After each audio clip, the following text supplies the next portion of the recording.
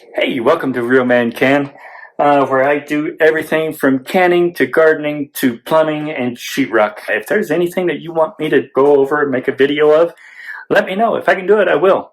Today, I am making and canning veggie broth, as well as canning garbanzo beans or chickpeas in veggie broth. I have canned some chickpeas in just regular water. The broth just gives it a lot more flavor. And I make my own veggie broth because it's free. The reason it's free is I just take, I put a gallon-sized Ziploc bag in the freezer, and anytime I chop any type of vegetable up, I take all the scraps and stick it in the freezer bag. And then once I have a couple of them, I just pressure cook them for about an hour. I don't have enough carrots or celery in it that I'm happy with, so I'm going to add a little bit more that we've bought, and it's just carrots that are on their way out, getting ready to go bad, and then mushroom powder and a few mushrooms. That having been said, let's get started. Now, one thing I do want to explain is how to sharpen a knife. I mean, a lot of people think that's really simple and really obvious, but so many people don't. So I use a chef's steel, and all I do is just take it really slow. I mean, you've seen chefs be really fancy with it. In fact, Julia Child's place to just rub it together. That doesn't get the tip like I'm anal about. So I simply just take it slow and do it like 15 times on each side.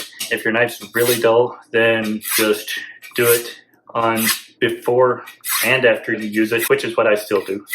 Anytime, as soon as I take it off the drying rack, I sharpen it before I put it up. So yeah, about 10, 15 strokes each time on each side. And then it should be sharp enough.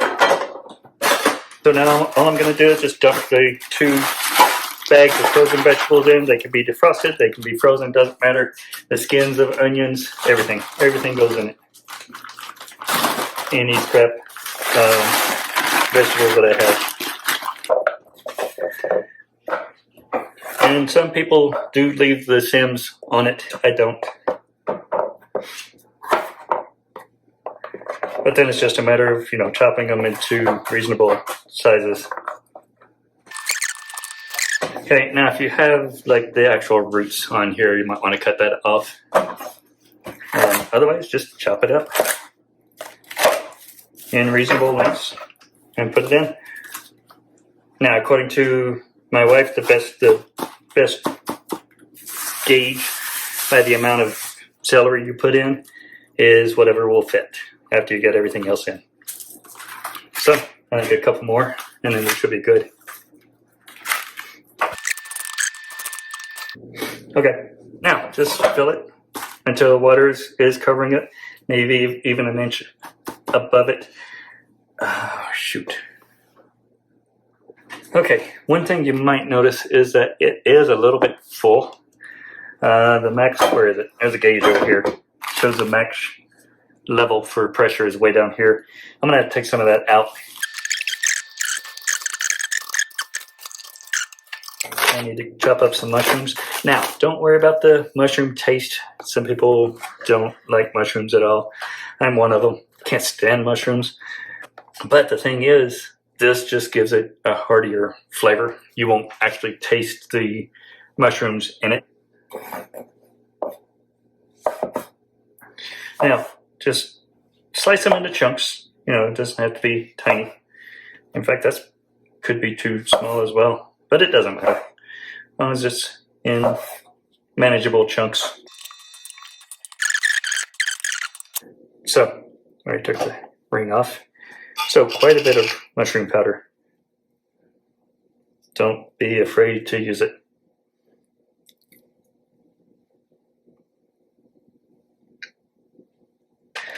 Don't want to go overboard with the salt and pepper. You can always add it to whatever dish you're making.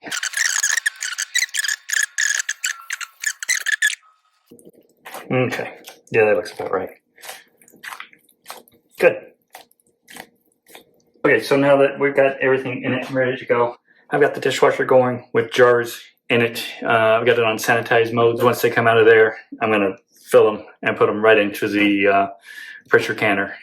So, yeah, as you can see, I made one batch last night. I put it on slow cook overnight, which works great. And in this case, I'm going to pressure cook it for 1 hour. So, no sitting overnight or anything. I'm leaving this because Kim wants to use it for French onion soup that she has going over here on the stove. So let's just pop this in.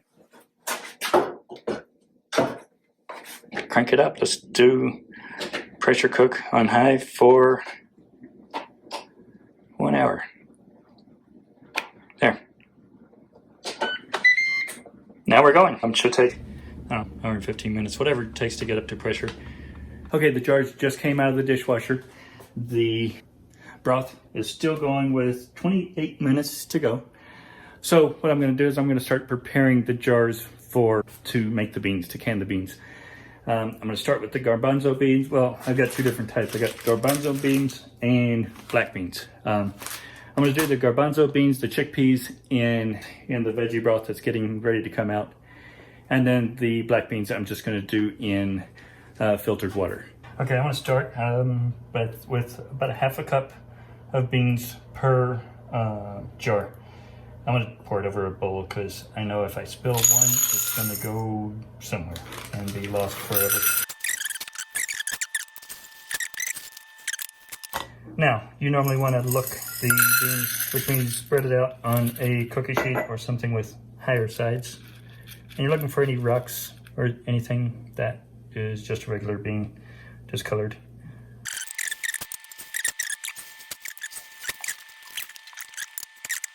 Okay, I've switched the two bowls around. I'm going to use tongs to just dip the solids out of the pressure cooker.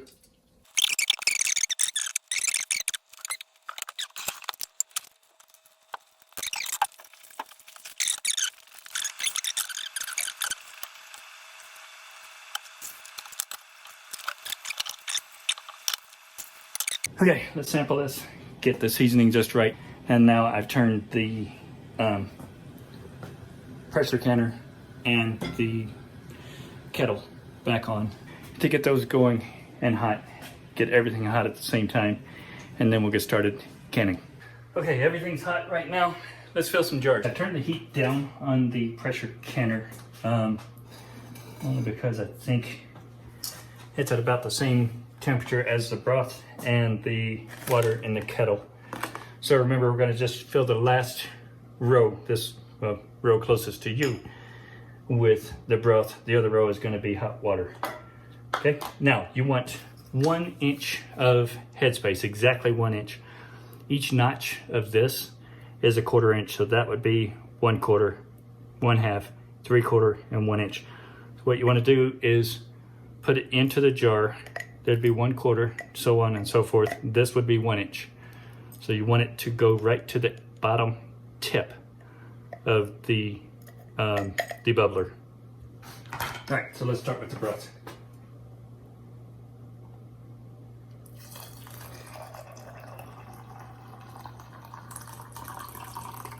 Okay, let's see what that does. Okay, and that is not quite. Need a little bit more. You want to use a funnel. You want to keep the rim as clean as possible. I mean, once we finish, then yeah, we're going to wipe the rims down again. But you really don't want excess on the rim or even close to the top. You want to work as neat as you can.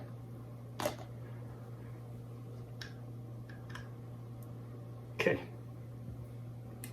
Just one little splash. And there we go.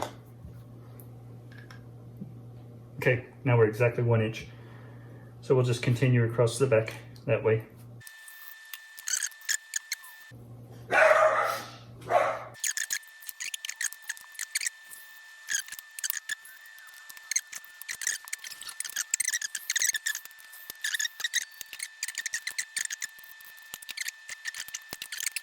So we want 1 or 2 big glugs of vinegar in the water.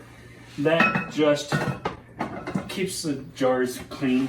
No hard water stains or anything. Makes it look pretty when it's sitting on the shelf. One thing that is important is to clean the tops of the lid. I use a paper towel with vinegar. Some people use just a regular towel. but just a quick swipe. And always check, just check your work. So far, I've been pretty clean. And this is just to clean the lids and get a good seal, just in case there's any moisture, oil, or anything on the rims. I think I left off with that one, but it won't hurt to go around it again.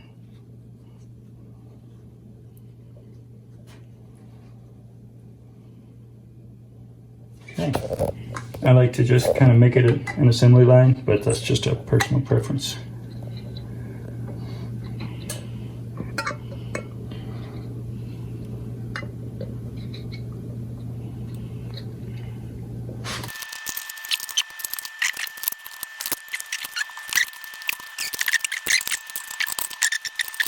Okay, so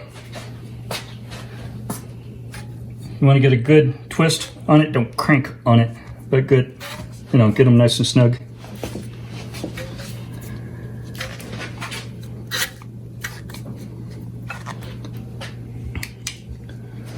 Can't think of anything I'm forgetting. I always think I'm forgetting something. Oh, right. You want 3 inches of water in here before you start. I measured and made a little notch right here on the debubbler, and so I checked, and I don't think you can tell, but it is at 3 inches. So just continue filling these.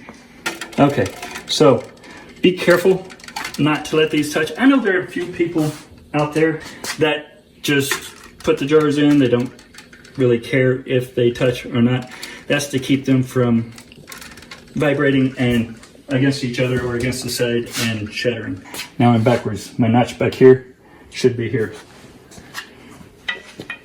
So, very gingerly. The reason this is important is because you want the gauge on the lid to face you. You want this gauge to face you so you can easily read it. So you're lining up this arrow with this notch. And you also want to oil the lid. And what is that? This is simply avocado oil. You can use canola oil, vegetable oil, whatever you choose. Could also use Vaseline. And this is just to get a good seal, of course. You don't want any air escaping.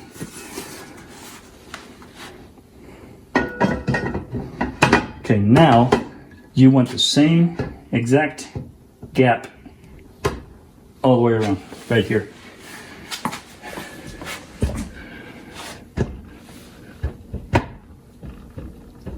Okay, might be easier to just twist these on.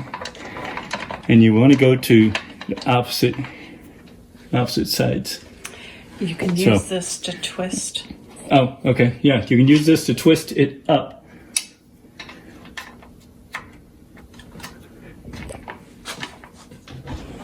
Just to get it as even as you possibly can. Right, so this one, you come up a little bit on this side.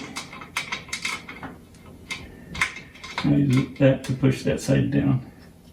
There. And you want to get it nice and snug. Don't just crank on it, but you do want to get it snug.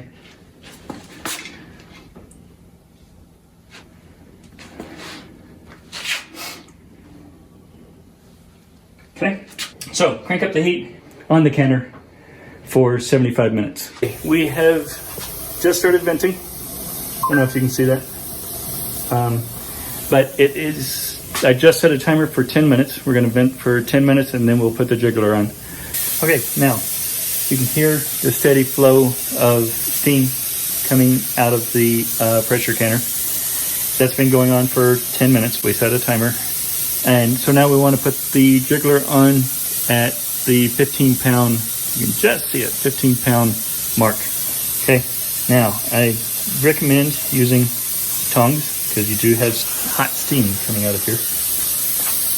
So use tongs to put it on. And what you're looking for is for room for that to jiggle. about 2 or 3 times a minute. Okay, once it gets up to pressure. So you want that to get up to 15 pounds of pressure and hold steady for 75 minutes. Yeah, start the timer when it actually gets up to pressure. Okay, the jiggler has begun jiggling. It should jiggle 2 to 3 times a minute. Once is for the pressure to remain like at 14 or 15 pounds. Well, depending. At our elevation, it's 15 pounds.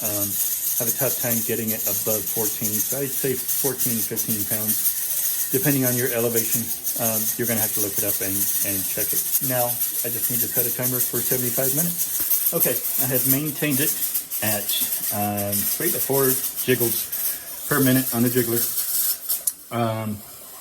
And now it has been 75 minutes. The timer just went off.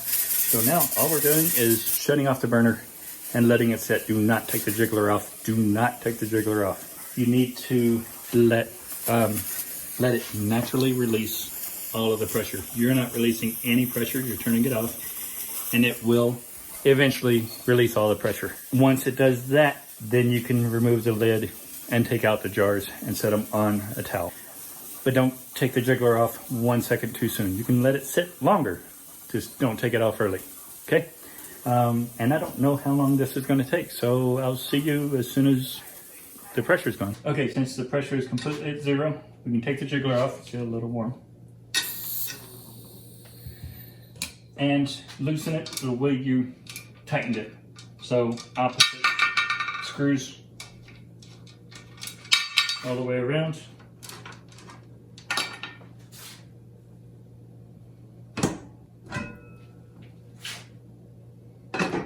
Be careful, they're very hot. You don't want them to bang together.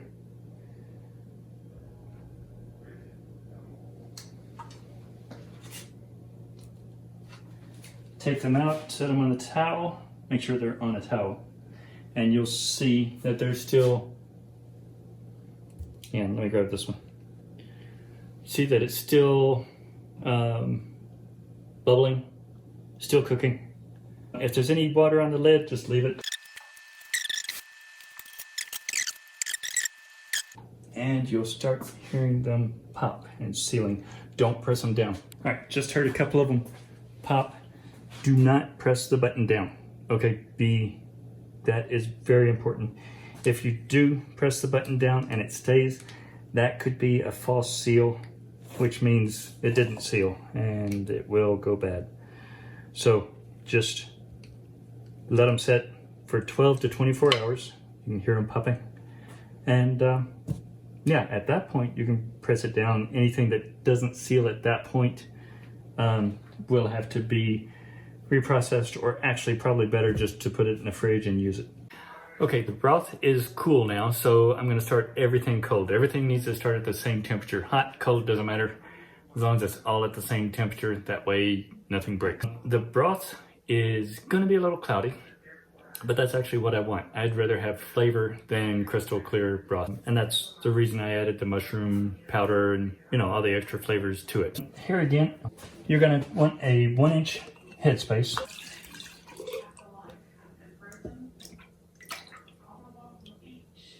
Little break here.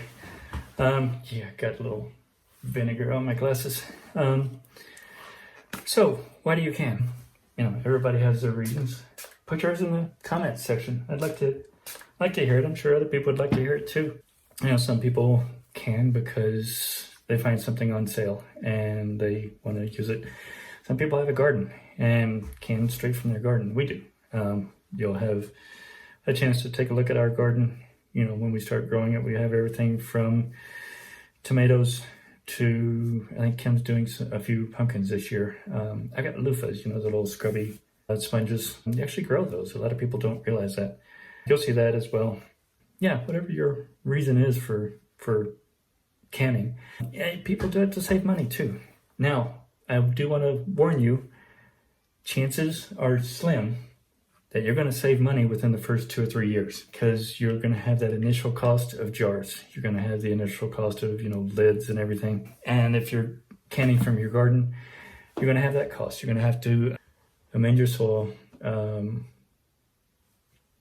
and then, you know, get everything in place, irrigation lines, soaker hoses, drip lines, whatever you decide to use.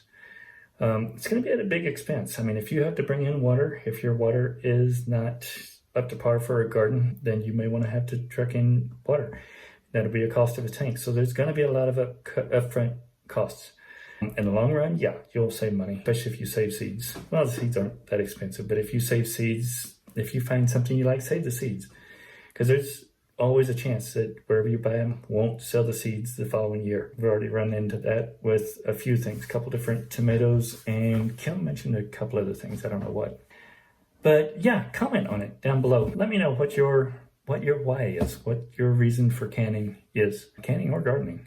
Now let's stick with canning. Whatever your reason is for canning, let me know, let others know. You know, feed off of each other's information. If you've got a way that you do it differently than me, then let me know. You know, I'll either change my ways or, you know, it'll just be a good discussion to be had. It hasn't been 24 hours yet, but I do need to check the beans real quick, just to check the seal and everything.